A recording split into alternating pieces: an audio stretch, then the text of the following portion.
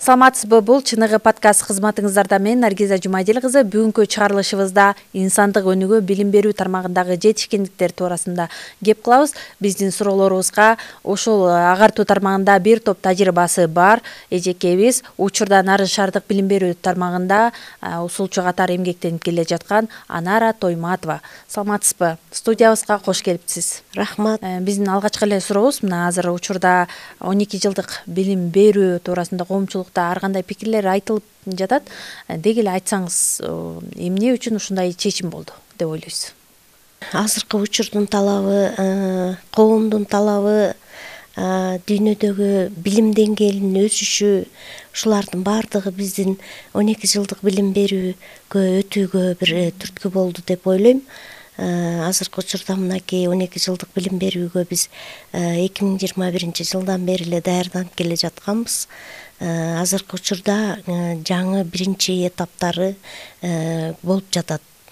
Мисалы, быйылкы биздин мектептерибизге даярдоо класстарына келген 2018 жылкы 6 жашка толгон балдарыбыз азыр мектептин даярдоо классында окуп жатып, ушул окуу жылынын мына жарым жылдыгында булар уже биринчи класска өтүшөт. Ал эми быйылкы ошол 2024-2025 окуу жылында ушул балдарыбыз биринчи классты аяктап, эмки 2025-26 окуу жылында алар экинчи класска өтүшөт. Мына ушул 12 жылдыкка өтүүнүн өзүнүн бир этаптары бар. Ошол этаптары башталып атат. Ушул биздин дагы Кыргыз Республикасынын билим берүү министрлиги тарабынан 12 жылдык билимге өтүү максатында Алтын казык программасы иштелип чыкты. Ошол Алтын казык программасынын натыйжасында биз ар бир билим берүү бөлүмдөрүндө өзүбүзчө иш пландарыбызды түзүп алып, аларды мектептерге, ата-энелерге, окуучуларга жеткирүү этаптарын, аларды тааныштыруу этаптарын баштап жатабыз. Мына азыркы учурда ушул ар бир мектепте 12 жылдык билим берүү кандай жүрөт, ошол окуучулар канчанчы класска барып окуп калышат, кандай өзгөрүү болот, ошолор менен толук маалымат алып жатышат. Дагы ушул 12 жылдык билим берүүнүн эмне артыкчылыктары бар? Көбүнчө окуучулар тилди үйрөнүүгө, тереңдетип үйрөнүүгө басым жасашат. Андан сырткары математиканы, табигый илимдери менен тыгыз байланышта болуп, ошол алган билимдерин өзүнүн турмуштарына колдоно билүүгө багытталышат. Турмуштук көндүмдөргө даярдалат турбайбы окуучулар? Сабаттуулуктарга багытталат да бул ушул 12 жылдык билим берүү концепциясы. Анда бир маалымат бар да, Түркия мамлекетинде 12 жылга чейин билим алуу, билим берүү системасы бар экен. 12 класска келгенде ал балдар, мисалы, биринчи курста философия, психология, социология деген мындай жалпы сабактар болот го. Ошону үйрөнүп чыгышат экен да. Биздин 12 жылдыкта ушундай билимдер кириши мүмкүнбү? Эми азыркы учурда биздин ошол Кыргыз Республикасынын билим жана илим министрлиги тарабынан 12 жылдык мектептик билим берүүгө карата окуу пландары, стандарттар баардыгы иштелип чыгып атат. Андан сырткары окуу китептери да иштелип чыгып атат да. Эми бул 12 жылдык билим берүүдө негизи балдарды эмгекке тарбиялоо, андан сырткары бир алгачкы кесипке ээ кылуу максат болуп эсептелет да. Ошол балдар мектепте окуп жатып же устачылыкка, ашпозчулукка же болбосо тикмечиликке ар түрдүү бир кесиптин ээси болууга багытталат көбүнчө. Кесипке багытталган окуулар көбүрөөк өткөрүлөт да. Ошо 11 класста мындай тереңдетилген билимдер берилчү эмес беле? Ошол учурда эле мындай коомчулук тарабынан айтылчу да, адисте иштелген кесиптерди берсеңиздер жакшы болот эле деп. Эми элдин дагы пикири дагы себеп болууда экен да. Туура, эми азыркы коомдун талабы бул. Ушул коомдун талабына ылайыкташкан окуучуларды бүтүрүшүбүз керек. Мына ошол коомдун талабына ылайыкташкан окуучуларды биз математикалык сабаттуулукка, табигый илимдер сабаттуулугуна багыттоо менен бирге алардын алган билимин ошо турмушта колдоно билүүсүнө шарт түзүп, ошол көндүмдөрүн өнүктүрүү менен биргеликте биз ушул мектепте бир кесиптин ээсине ээ кылып анан бүтүрүп чыгарганга аракеттенишибиз керек. Ошондуктан азыркы учурда биздин окуу программаларыбыз, окуу пландарыбыз ушул 12 жылдык билим берүүгө багытталган баардык окуу китептеринин баары жаңыртылып жатат. Азыркы учурда бизди көрүп жаткан көрүүчүлөрүбүздүн көбү ата энелер да. Алар дагы биз күткөн жоопду берер бекен деп күтүп отурушат. Сиз өзүңүз көп жылдык тажрыйбаңыз бар, агартуу тармагында педагог катары таанымалсыз. Ошол эле учурда азыркы учурдун мындай көйгөйү болуп атат десек болот да. Ата энелер айтышат, же мугалимдер айтышат, бизди балдар угушпайт деп. Эмнеге? Же алар менен тил табышуунун ыкмаларын билишпейби? Ата энелер балдар менен тил табышуу ыкмаларын билбейт деп айтуудан алыспыз. Азыркы учурда биз окуучуларды мектептерге барганда деле көп эле байкайбыз да. Азыр окуу биз сен келечекте эмне кесипке ээ болгуң келет, же болбосо эмнеге багытталасың, кантип жашоо өткөрөсүң деген мындай бир жөнөкөй эле турмуштук суроолорду берсең, азыркы окуучулар көпчүлүгү эле биз башка чет өлкөгө чыгып кетсек, чет өлкөгө барып окуйт элек, жакынкы ушул биздин айланабыздагы өлкөлөргө барып окусуу келгенин көбүрөөк айтышат да. Анан биз мугалимдер аларга көбүрөөк багыт беребиз. Силер мейли аяка деле барып окугула, бирок биздин Кыргызстандын дагы бир патриоту болгон, келечектин бир ээлери болгон, мыкты инсан болгон балдарда болушуңуздар керек деп тарбиялайбыз да. Мына ошол балдардын ушундай бир патриоттуулугун, ата мекенди сүйүүгө бир багытталган көбүрөөк тарбиялык иштер болуш керек да. Эми ата энелер дагы ушул багытта балдар менен көбүрөөк сүйлөшүп, алар эмнени каалап атат, эмнени дагы окугусу келип атат, ошолордун баарына ата эне көңүл буруш керек. Азыркы учурда андай ата энелерибиз бар. Ошол ар бир балага өздөрүнүн шартын түзүп берет. Мейли биз чет тилди үйрөнгүсү келип атса, ошол чет тилди үйрөтүүчү кружокторго катыштырып атат, же болбосо дагы бир башка курстарга баргысы келсе, алардын баарына шарт түзгөн ата энелерибиз бар. Ошону менен бирге эле ушул ар бир ата энелерден дагы суранып кетет элем, биздин окуучуларыбызды биздин жаныбыздагы эле чет өлкөлөргө чыгып кетүүдөн мындай бир алыс болуу максатында балдар ушу биздин Кыргызстанды өнүгүүгө салымыңарды кошкула, жакшы окуп мыкты бир келечектин кесибине ээ болгула деген дагы бир тарбиялык иштерибизди жүргүзсөк, балдар сөзсүз аларды кабыл алат деп ишенем. Билим берүүнүн сапаты фундаментинде деп айтылат эмеспи? Балдар көбүнчө азыр ошо билим алуу бул балдар бакчасынан башталат деп айтылат да. Анан көпчүлүк эле ата энелер өздөрү деле тааныбастыр. Жумуштун айынан балдар бакчасына алып барышат. Кээ бирлер болсо ошо балам састмолоп ошол жактан оору жугуп калбасын деп бала бакчага алып баруудан тоскоолдук да кылган учурлар болот да. Негизи изилдөөлөргө ылайык баланын ошол жактан билим алуусуна, оюндар менен аралашып, балдар менен мындай социалдык көндүмдөргө аралашуусу үчүн ушул бала бакчадан башталат деп айтылат эмеспи? Мектепке даярлыктар депчи. Сиздерде азыр Нарын шаарында канча бала бакчасына тартылган балдар бар? Эми азыркы учурда биз көбүнчө мектепке чейинки билим берүү ушу бөлүмдөрүндө, уюмдарында жалпы Нарын шаарынын статтык отчетторуна таянсак, негизи 1 жаштан 6 жашка чейин балдар 5663 деп эсептелет да. Биздечи анан бирок Нарын шаары боюнча. Анан бирок биздин ушу мектепке чейинки билим берүү уюмдары өздөрүнүн уставы боюнча биз 2 жаштан баштап кабыл алышыбыз керек да. Эгерде биз ошол статистикалык маалыматтарга таянсак, анда 2 жаштан 6 жашка чейинки балдардын саны 4882 деп алып атабыз. Бул маалымат биздин азыркы март айына чейинки маалымат болуп эсептелет да. Азыркы учурда биздин Нарын шаарында 9 бала бакчабыз иштеп жатат. Ушул 9 бала бакчабызга бизде 3200 бала тарбияланып атышат. Андан сырткары биздин Нарын шаарыбызда бир ведомстволук бала бакча бар экенин билесиздер. Ошол ведомстволук бала бакчага дагы 60 бала барып тарбияланат. Андан сырткары менчик бала бакчабыз бар, Айкүнай деп. Ошол Айкүнайга 20 бала барып тарбияланып атат да.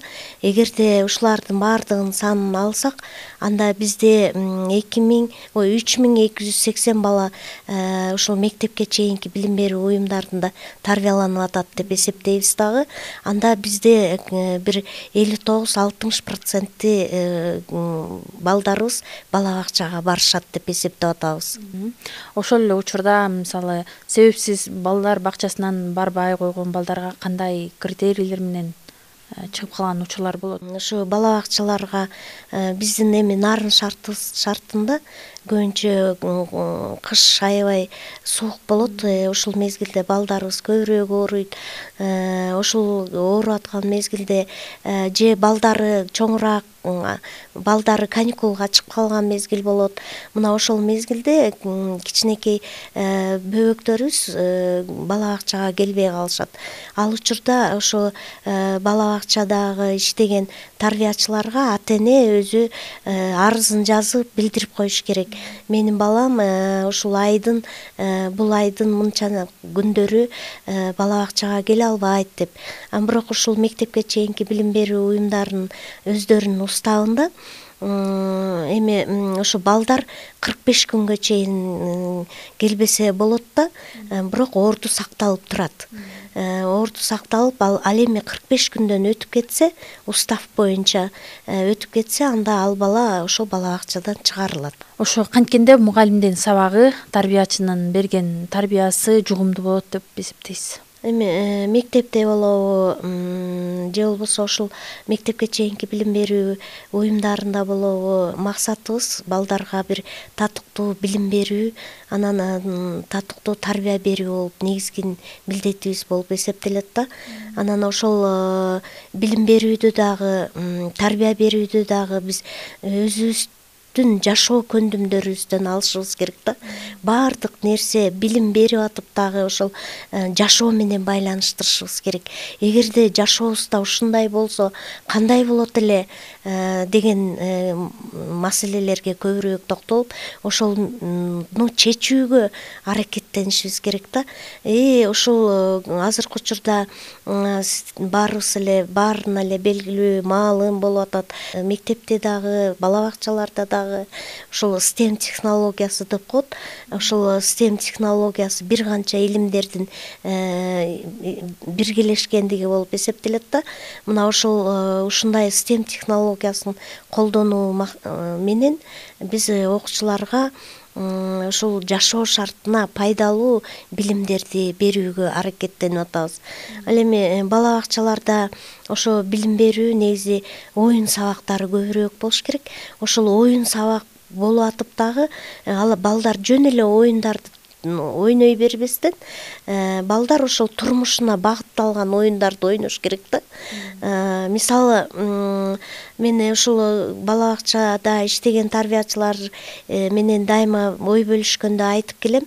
Эгерде биз ушул жаратылыш деген тема бар да.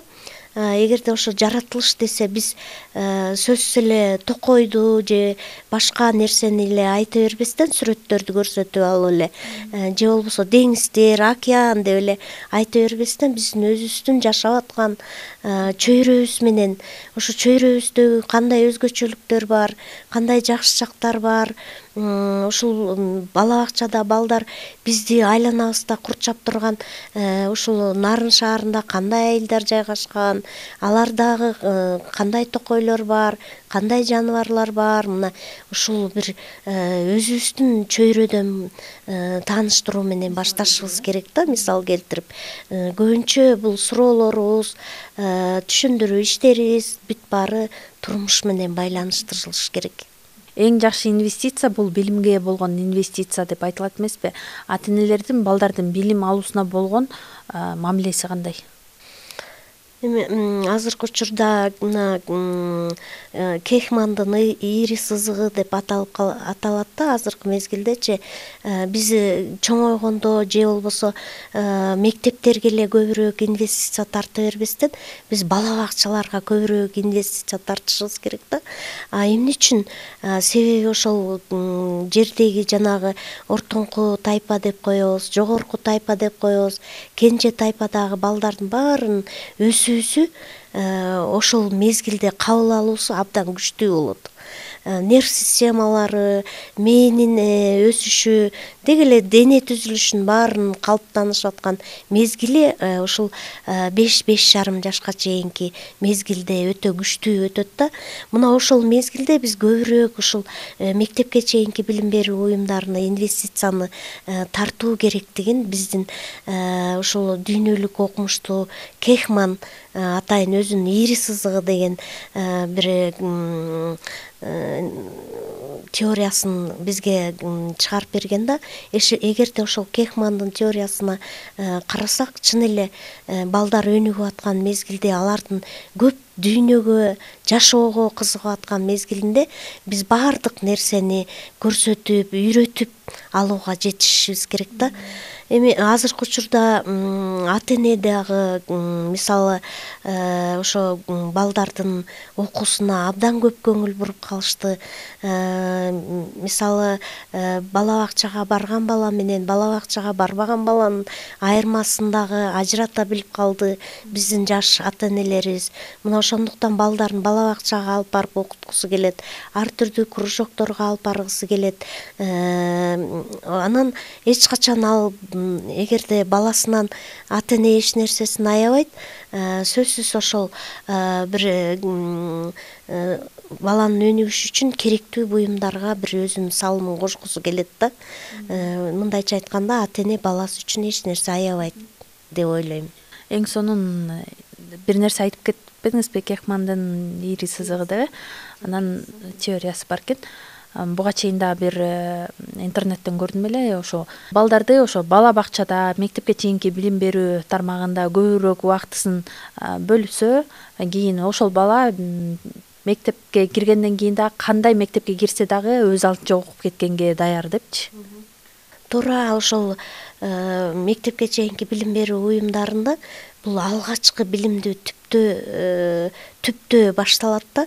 Ошол жерде барган бала көп көндүмдөргө, мындайча айткан билимдерге сугарылат десем болот.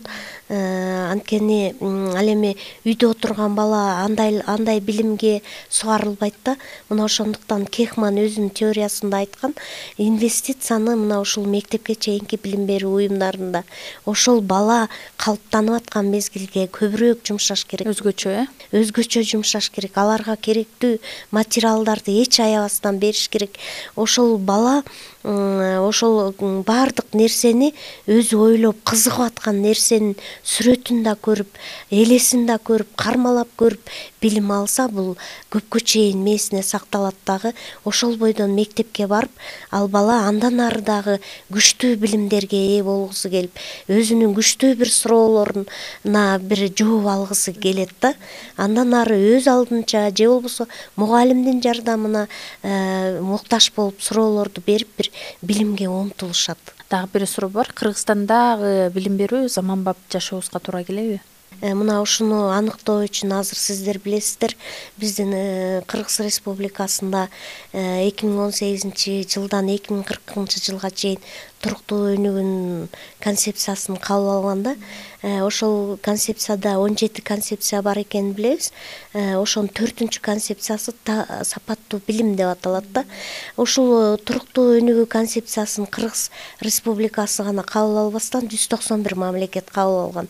Ошол 191 мамлекет кабыл алып, мына азыркы учурда биздин сапаттуу билим кандай жүрүп атат, билим берүүбүз ушул дүйнөлүк билим берүүгө тең элеби, ошол боюнча мониторинг жүрөт. Аны сиздер билесиздер, PISA 2025 деп аталат да. Ошол 2025-те көбүнчө табыгы илимдер сабаттуулугуна көбүрөөк басым жасалат. мына азыркы учурда ошол Кыргызстанда билим берүү сапаттуулугу кандай жүрүп жатат деген максатта биз ошол PISA 2025 мониторингунан өткөн атабыз. Биздин Нарын шаарынан дагы ошол Матен Сыдыков атындагы номер 7 орто мектеби тандалып алынды. Ал жерде ошол PISA 2025 изилдөөсүндө 2015 жылкы балдар гана ошол мониторгга катыша алат дегенди баардык ата эне, коомчулук баары билишет. Мына ошол биздин жана 191 мамлекет менен бирге Нарын шаарында ушул Матен Сыдыков мектебинин 109 бала азыркы учурда ушул PISA 2025 мониторингуна даярданып жатышат. Мен дагы бир сонун жаңылык уктум. Жакында эле Нарын шаарында ошо Техас штатында барып, биздин эле Нарын шаарындагы окуучулар өзүнүн билим деңгээлин сынап келиптир. Коперник табигый так илимдер, анан математика боюнча. Ошол жактан эле биздин балдар 3-чү, анан 2-чи орундарда алып келишиптир да, аябай кубандырды. Бул билим берүү тармагында да кандай жаңылыктар болуп атат?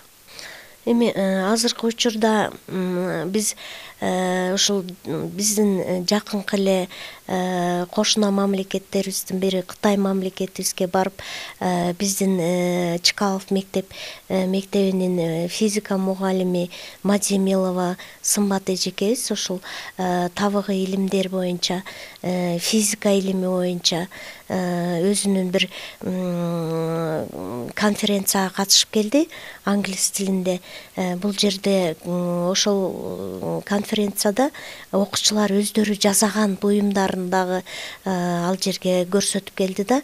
Мына ушундай бир жакшы ийгиликтерибиз бар. Андан сырткары биздин окуучуларыбыз ушул Казакстанда өтүлүп аткан олимпиадаларга барып атышат. Андан сырткары биздин ошол Кытай мамлекети менен биргеликте мектептер атайын ошол эме жүргүзүлөт да, балдарга тест берилет. Ошол жерге, ошол Кытай мамлекетине окууга өткөн окуучуларыбыз бар. Малайзия өлкөсүнө өткөн окуучуларыбыз бар. Эми жакында олимпиада болгон атат, ошол олимпиадаларда дагы чоң ийгиликтерге жетишебиз деген үмүтүбүз бар. Бизде Кыргызстанда билим берүү сапаты кандай берилип атат, аны окуучулар кандай кабыл алып атат, аны турмушунда кандай колдоно билишет, ушул максатта жүргүзүлгөн мониторгда. Анан сөзсүз ал жерде суроолордо ошол биздин өзүбүздүн улуттук баалуулуктар дагы камтылат. Ошол Кыргызстандагы бардык бир окуучуга же болбосо турмушуна керектүү маалыматтардын бардыгы камтылат. Мугалим өмөлү дарак деп айтылат эмеспи? Деги эле ошол мугалим болом деген жаштардын дагы саны жыл өткөн сайын көбөйүп атат деп айтылат. Анан негизи эле аларга мамлекет тарабынан дагы айлык акылары көбөйүп, өзгөчө мындай статуста берилген атпайбы? Азыркы учурда сиз ошол тармакта усулчусу катары кандай баа берет элеңиз? Буга чейин мен эми өзүм иштеген иш тажрыйбамды билем да, ортодо мугалим болбойм деген көп окуучуларыбыз бар болчу да. Эмне болосуң, келечекте кесип, кандай кесипти тандадың десе эле, юрист болгум келет, экономист болгум келет деп көбүрөөк ошол кесиптерди көбүрөөк тандашчу да. Ал эми азыркы учурда эми мугалимдердин эле айлыгына эмес деп ойлойм. Просто карап отурсаң, 11 класстын окуучулары менен баарлашууда кээ бири мен келечекте физика мугалими болгум келет, математик болгум келет деген окуучуларды дагы угуп абдан сүйүнүп калабыз. Анткени чын эле бул мугалимдик кесип бул түйшүктүү кесип. Мисалы күндүзү балдарды окутсак, кечинде үйүбүзгө барып кайра сабакка даярданабыз. Эртең бул темада кандай эмне каражаттарды колдонсом, кандай кылып кызыктуу сабак өтсөм деп абдан түйшүлөт. Бирок бул адамдын жашоосундагы бир чыныгы, бир жакшы эмгекчил жашоо деп ойлойм өзүмкүндөчү. Анан ошол сыяктуу азыркы жаштарыбыз дагы келечекте мугалим болом деп ушундай кесипти тандап аткандарына абдан кубанам. Азыр жок эмес.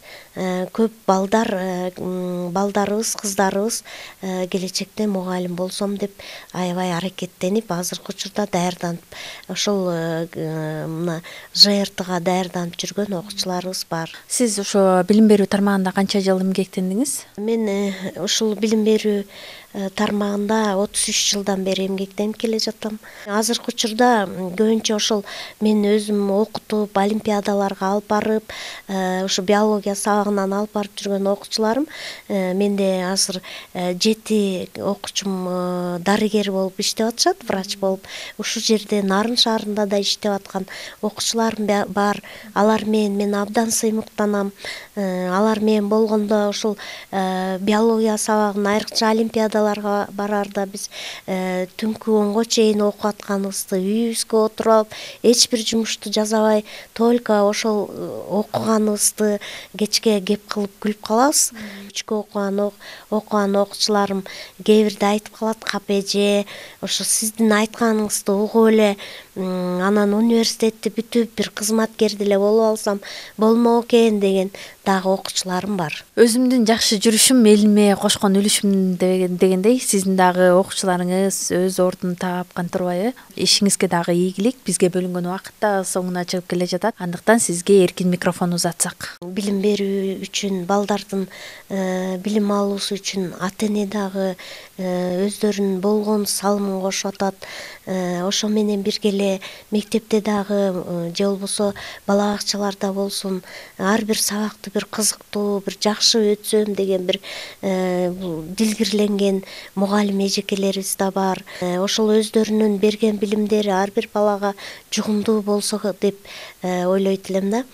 Андан сырткары биз ата энелерге да айтат элем, ушул ата энелер дагы мугалим жөнүндө, мектеп жөнүндө бир өздөрүнүн балдарына бир жакшы ойлорун айтышса, жакшы тарбияларын беришсе, кечке эле мектеп ушинте берет, же минте берет деген бир терс мамилелерди көрсөтпөй, тескерисинче ошол мугалимдерди көбүрөөк колдосо, мугалимдерди колдоп, ошол сени туура кылып атат, ошентип тарбияланыш керек деп мугалимдерди колдоолорду көбүрөөк жүргүзсө деп ата энелерден да суранып кетет элем. Негизинен эми азыркы учурда биздин Нарын шаарыбызда көптөгөн ийгиликтер бар, көптөгөн окуучуларыбыз бир жакшы ийгиликтерге жетишет деп мына жакынкы учурда күтүп атабыз. Ушул ПИЗАны дагы ПИЗА 2025 мониторуңан дагы бир жакшы өтүп кетебиз деген ойлорубуз бар. Бизге бөлүнгөн убакыт да соңуна чыкты. Учурдан пайдаланып, сизге терең ыраазычылык билдиребиз. Урматтуу телекөрүүчүлөр, билинип билинбей, көзгө илинбей бизге бөлүнгөн убакыт соңуна чыкты. Биздин суроолорубузга агартуу тармагында арбын тажрыйбага ээ Нарын шаардык билим берүү тармагынын усулчусу Анара Тойматова жооп берди. Кийинки берүү аркылуу амандашканча сак саламатта калыңыздар.